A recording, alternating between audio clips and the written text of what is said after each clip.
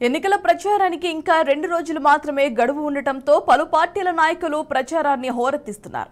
ఈ నేపథ్యంలోనే చిత్తూరు జిల్లా జీడి నెల్లూరులో వైసీపీ అభ్యర్థి కృపాలక్ష్మి విస్తృతంగా ప్రచారం సాగిస్తున్నారు. నియోజకవర్గ ప్రజలతో మమేకమవుతూ వారి సమస్యలను అడిగి తెలుసుకుంటున్నారు.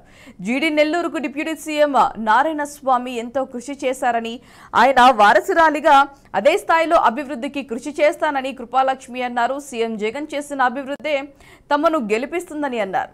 జీడి నెల్లూరు గెలుపు వైసీపీదేనని ధీమా వ్యక్తం చేశారు.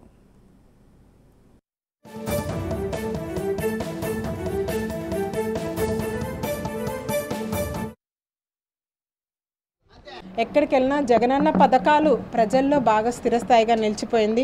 ప్రతి ఒక్కరూ వాళ్ళ యొక్క కృతజ్ఞతను ఎలా తెలియజేయాలని ఎదురు చూస్తున్నారు. పేదవాళ్ళ గురించి ఆలోచించి తీసుకొచ్చిన పథకాలు కానివ్వండి, ఇప్పుడు కొత్త మేనిఫెస్టోలో రిలీజ్ చేసిన పథకాలు ప్రతి ఒక్కటి పేదలకు యూస్ఫుల్గా ఉంది. పేదలందరూ అన్నను ఆశీర్వదించాలని ముందున్నారని భగవంతుడి నిర్ణయము ప్రజలు ఆల్రెడీ డిసైడ్ అయిపోయినారు.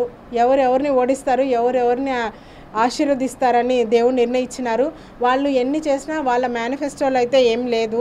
సో వాళ్ళ అభివృద్ధి కార్యక్రమాలు ఏమీ లేదు. ప్రజలు ఎప్పుడు అభివృద్ధి బాటలో నడిచే జగనన్నను ఆశీర్వదిస్తారు, అన్నను దీవిస్తారు.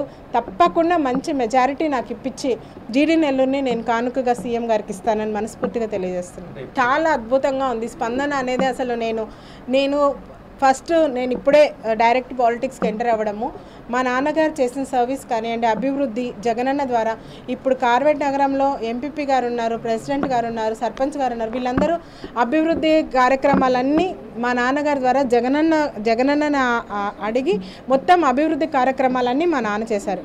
మళ్ళీ ఇంకొకటి ఏమంటే, ప్రతి చోట నేను వెళ్ళే చోట కార్వేట్ నగరం అంటేనే నాకు నా పుట్టినిల్లులాగా భావిస్తారనమాట. ఇప్పుడు చాలా ఏళ్ల నుంచి అంత అభిమానం అనేది వీళ్ళలో ఉంది.